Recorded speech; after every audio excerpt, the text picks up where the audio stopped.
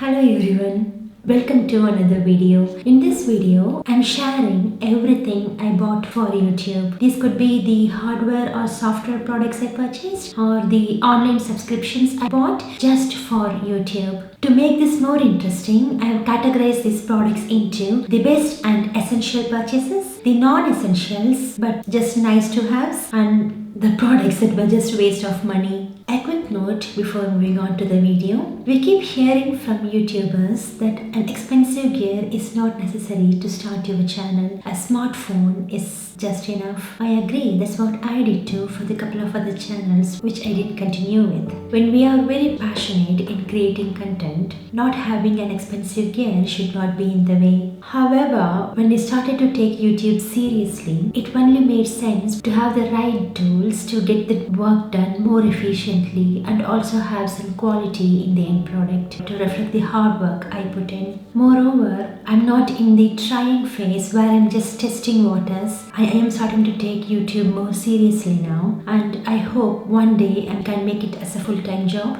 I can't expect that to happen if I don't invest my time, the effort and also money into it. Okay, let's get on with it. The first item in the best purchase category is the camera. I bought the Sony ZV1 in 2020 before even I started this channel. I thought it will give me a push to be more serious about this channel. At that time, Sony ZV1 was very popular. I saw lots of videos about it and lots of positive reviews, and it also said it's the best camera for the beginners, so I went for it. I didn't get the shooting grip that went with the Sony ZV1. I just want to see how I am getting on with the camera first. It's mainly useful for people who shoot outdoors, who wants to walk and also talk, but most of my videos are all indoors, so I didn't really feel the necessity for it. Will I upgrade this camera? No, not in near future. I believe Sony ZV1 has lots of potential in it which I haven't explored. I still have lots to learn on how to operate the camera. So without learning the basic functionalities and also everything that I can get out of this camera, there is no point in upgrading to an expensive one. So I will continue recording with Sony ZV1 until an upgrade becomes inevitable. Along with the camera, I also got two 64GB SD cards. I didn't go for higher memory because there's always risk of losing the SD card, or the card is just like, a small plastic chip. There's always a risk of them breaking and losing all the footages that I have taken. So I went for the 64GB, which is proving efficient so far. That's one thing to add here. It's very important to get the UHS 1 or 2, which is the ultra high speed SD card. Without that, some of the features of Sony ZV1 will not work. I learned it the hard way. This is just an add-on tip. Another add-on I got with Sony ZV1 is this remote control. This is such a time saver. This helps me from moving around so much while I record the video. I'm also linking my other video where I talk about the tips to record your videos in fast and efficient way. Please do check it out. I will leave the link to all the products that I'm talking about in this video. I also bought 3 sets of batteries from NewMowa. Sony ZV1 does come with one battery, but the battery time after one full charge is only 20 minutes. 20 minutes, it's nowhere enough for the longer recording session. NewMowa comes with charging adapter, using which you can charge 3 batteries at a time, so which is very helpful. The next item in the must-have list is the tripod. I just got a basic tripod without the ring light attached to it. I don't regret too much about not getting the ring light. This is just a basic tripod which serves the purpose. I haven't used the remote that comes with it. I've been using it for 2 years now. So far I have no complaints. The third item in the must-have list is the microphone. I was very sure about that because I, as a YouTube user, found the videos that have poor audio quality is hard to sit and watch for. I just keep skipping those videos. So I bought the Rode Wireless 2 Go microphone. Because it's a wireless microphone, it helped me to sit far away from the camera. As an introvert, it helped me a lot. It's daunting to face the camera. So sitting far away from it, I felt a bit comfortable. There were minor glitches in the beginning. The audio sounded good when I played it from the phone, but there were added echo when I played from the TV. So later I found out the audio recording level in the Sony ZV1 must be reduced. So all the audio is picked up by the microphone and not the camera. When both the camera and the microphone try to pick up the audio, the echo happens. This is just a tip for you if you were hearing echo in your audio. My brother is using this mic for his amazing travel vlogs and he loves the audio quality. It gives such a freedom during his long drives. He don't have to hold the microphone with him. It can be clipped on his shirt. As my videos are mostly indoors, I started looking for a different mic. I saw a couple of channels where I liked their audio the best. I messaged them and asked them, could you help me with what microphone you are using? They kindly replied me, and both the replies mentioned Rode VideoMic Pro. I did upgrade that, but I'm still not sure about the audios. Currently, I am recording with Rode VideoMic Pro. I have to check to see any difference between the audio in this video and in my previous ones. I did try a cheaper version of shotgun microphone which is from Movo. It only costed like £45. To be honest, I did like the audio quality in that one, but there was a problem with the hot shoe mount where the microphone was not sitting properly on the hot shoe mount. So there were episodes where the microphone kept falling down in between the recording sessions. This is one of the most essential items in the list. I think one of the first hurdles any creator would face early on in their production process is where should I save all these footages? I don't want to delete them. I spent a lot of time to record it, but they are not immediately usable now. I bought this storage 4 terabytes and it is giving such peaceful mind that I have saved my footage somewhere. Although I am very cautious not to fill this up too. Last item in the best purchase category is the refurbished 14-inch M1 MacBook Pro. I have talked extensively about this laptop and I have linked the video. Please do check it out.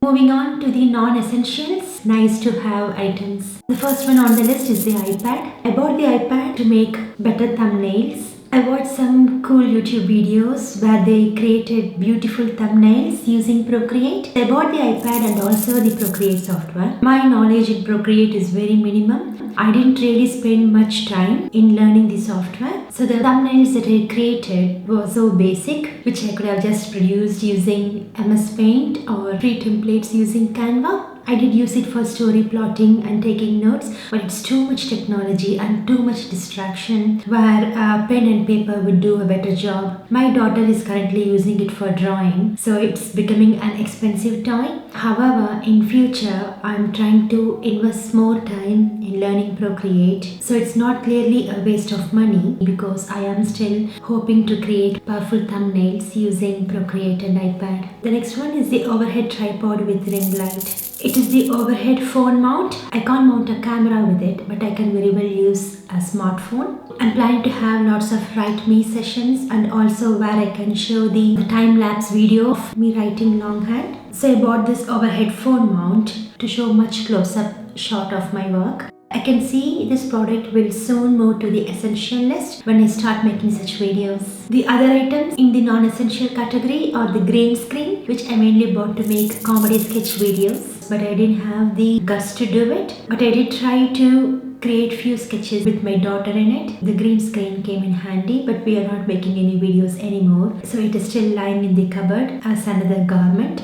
Hopefully it will see daylight again soon. The bike mount is the next item. Biking is one of my favorite hobby, so I bought this bike mount to record all the routes that I take with my cycling group. I thought it will make cool B-rolls as well. I haven't used it on the videos in this channel. Until I do so, it will be in the non-essential list. Okay, now let's move on to the waste of money list. The first one in this list is this Tonor TC777 microphone. I got it just for under £30 from Amazon. It had like quite a good reviews. Before I tried expensive Rode mics, I thought I will go for the cheaper one. During those times, I was only doing voiceovers, so I thought this will come in handy. But frankly, I didn't see any difference in the audio from me recording directly to the laptop and then using the Tonor 777. I tried changing several settings, but none of them worked out. It is just sleeping in the cupboard and no use.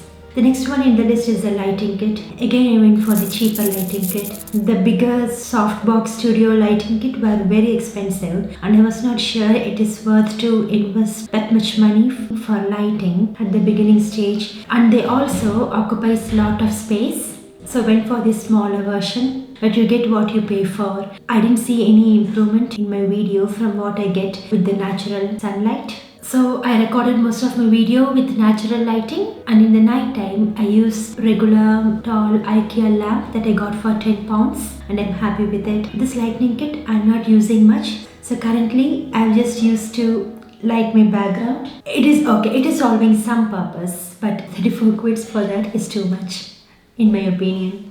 Now let's talk about the subscriptions and other software that I bought specifically for YouTube. The first software is the Wondershare Filmora. I had it for 2 years. I used that for all the footages that I took using smartphone. It came in very handy. This software is very easy to learn and the controls in the software are very minimum, so it's not too overwhelming for beginners. And the subscriptions also is the cheapest when compared to Final Cut Pro or Adobe Premiere. It comes around £35 per year. The next subscription is Epidemic Sound that I use for music. There are quite a number of tracks in it, but for the videos that I currently make, the YouTube's inbuilt audio library would serve the purpose. I bought the subscription on a whim to make vlogs, and it is too early for me to say whether it's an useful purchase or just a nice to have. The website domain oneticatatime.com. So I bought this on the same day I opened this channel just to secure the domain name. I haven't got around to build the website. To be honest, I'm still unclear what my brand would stand for. That is why this process is pending. But soon I hope the website will be up and running. I had to buy iCloud and Google Photo storage because of all the footages I was taking. During the early stages in YouTube, I was constantly recording. I was constantly taking B-roll. Whenever I see something interesting happening, I would immediately take my phone and record it in 4K, hoping that it will be useful someday in some video, which was such a stupid thing to do, because when the time comes where I need specific footage, it is impractical for me to go through all the old footages to find the one that I would like. It is really crazy how much I have recorded. So then I ended up buying iCloud and Google Photo storage, and now I have become more conscious in what I'm recording, and then I also make sure that I only record the B-roll when I have finished the script, and I write it down what B-roll I want and I only record that. And also after I publish the video, I make it a point to delete them, because I know it's not something rare that I'm recording. I can capture the same footage the next time even better. The last one in the list is this book, Show Your Work by Kleon. So this book was highly recommended by people for people who are doubtful before starting their YouTube channel, and as I said, I had many doubts as well because I was really worried that my content will not be unique. There were some assurances in this book to say to go for it. I haven't finished reading the book yet. I do pick up some pages here and there just to boost my confidence.